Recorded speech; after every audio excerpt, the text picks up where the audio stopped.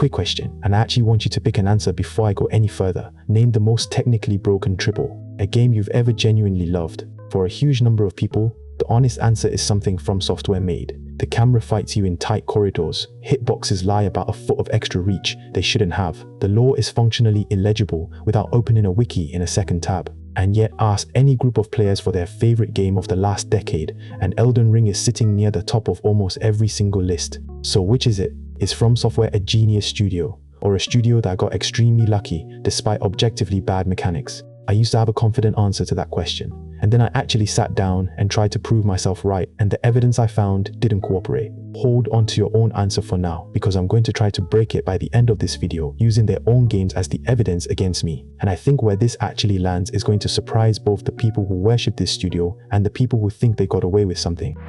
Let's actually catalog the flaws honestly, because half of defending FromSoftware online is just refusing to admit any of this is true. Since Elden Ring's 2022 launch, the lock-on camera in tight indoor spaces, certain catacombs, some of the legacy dungeon corridors will swing behind a pillar at the exact moment a boss winds up an attack you needed to see coming. That's not a stylistic choice. That's a camera bug. Multiple bosses have had documented hitbox extensions past their actual model, patched inconsistently across updates, meaning the version you fought in year 1 and the version streamers fight today aren't mechanically identical fights. And the lore is deliberately non-linear, to the point that a first-time player cannot follow the plot of Dark Souls 3 without external help. Item descriptions are the primary delivery method for the entire story, buried in menus most players don't read. I tested this myself. I asked 4 friends, all of whom finished Elden Ring, to explain who Radagon actually is. 2 gave contradictory answers. 1 admitted he'd never looked it up and just enjoyed the vibes. None of that is an accident of limited budget. Bandai Namco isn't a scrappy indie publisher. These are choices, made repeatedly, across 6 mainline titles going back to 2009's Demon's Souls, by a studio that clearly could afford to fix all 3 if fixing them was actually the goal. And it's not just camera and lore. Dark Souls 2 specifically is still cited a decade later as having the single worst hitbox reputation in the entire series, to the point where ADPs, a stat that secretly controlled how much punishment you could avoid, became a running community joke about a mechanic the game never once explained to a first-time player. Nobody at FromSoftware sat down in a design meeting and decided a hidden invisible stat should govern whether you get hit. That one is just an honest, well-documented mistake, and I'm putting it in a folder, because how the community reacted to that specific mistake is going to matter a lot more later in this video than the mistake itself. So I want to be careful not to over-romanticize every single flaw as secretly intentional. Some of them are just bugs. The interesting question isn't whether the flaws are real. They obviously are. It's why a studio with a decade of documented, unfixed rough edges keeps producing games players describe, unprompted, as the best thing they've played in years.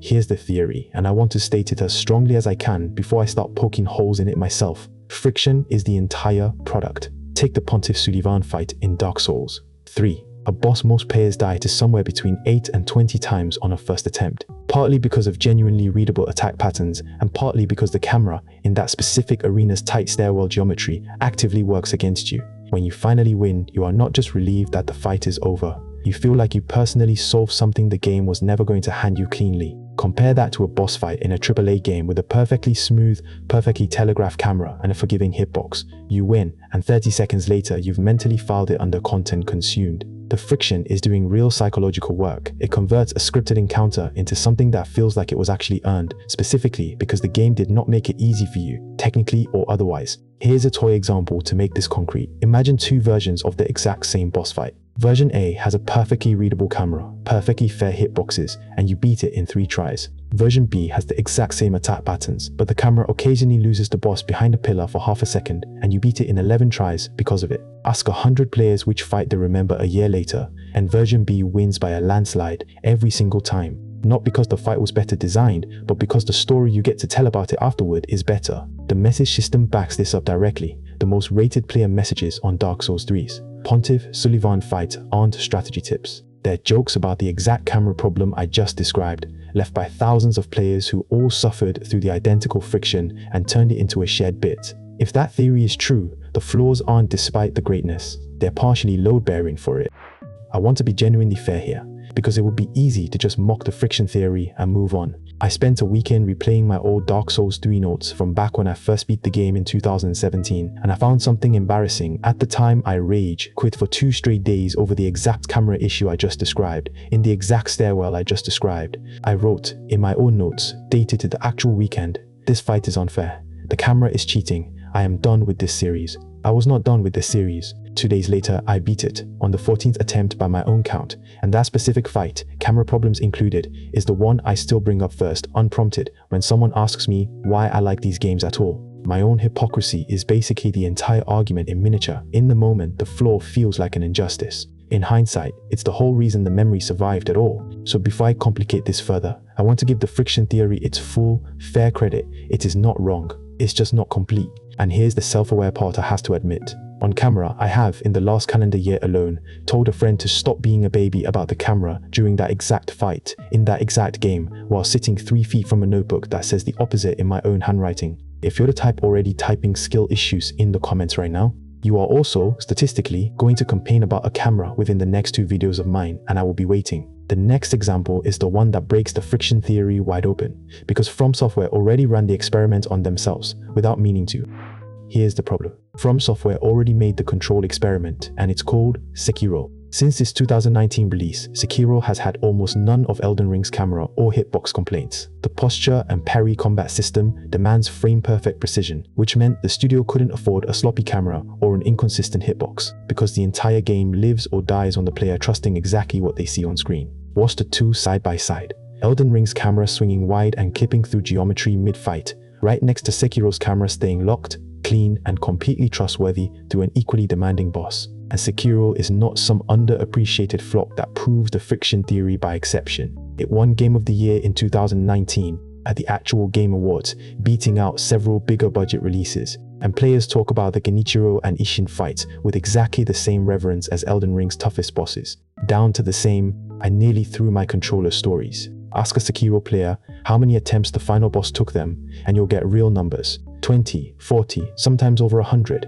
recited with pride, not embarrassment, despite a camera and hitbox system that almost nobody has ever seriously complained about online. So if genuine technical polish, real precision, and a camera you can actually trust produce the exact same kind of beloved, hard-won boss fight as sloppy hitboxes and a fighting camera do in Elden Ring, then the flaws were never actually the necessary ingredient. The friction theory just found a really convenient story to tell about something else entirely. And Sekiro is the control group that gives it away. So if it's not the flaws themselves, what's actually doing the work? I think it's stakes, and stakes can come from technical friction or from pure mechanical difficulty. Sekiro proves both routes lead to the same place. What every one of these games shares, flawed camera or crisp parry, is that the studio never protects you from the possibility of a genuinely humiliating loss. Hollow Knight, made by a completely different, much smaller studio out of Australia, borrowed the Souls-like structure almost wholesale in 2017, punishing bosses, a real cost for dying, an unforgiving map with no hand-holding, but built with a camera and hit detection that are widely considered nearly flawless, the product of a much smaller team that simply had fewer moving parts to get wrong. It's also beloved for almost identical reasons. Players talk about beating the Hollow Knight's final boss, the Pure Vessel, with the same shared scar energy as beating Malenia, down to the same, I still remember exactly where I was specificity. 3 different studios, 3 completely different levels of technical polish, and the same emotional result every time, because the actual ingredient was never the bugs. It was each studio's refusal to soften the stakes on your behalf. And camera jank, punishing precision, or a tiny indie team's tight scope can all deliver that same refusal through completely different technical means. And this is where the folder I opened earlier actually pays off. The Dark Souls 2 hidden stat. The one I said was just an honest mistake and not some secret genius design. Even that fits the pattern once you look at how the community actually responded to it. Nobody got a patch note explaining ADP. Players spent literal years reverse engineering it themselves, publishing spreadsheets, arguing in forum threads that are still archived today, because the studio's silence about their own bug became one more thing to struggle against together. FromSoftware didn't even have to design that one on purpose,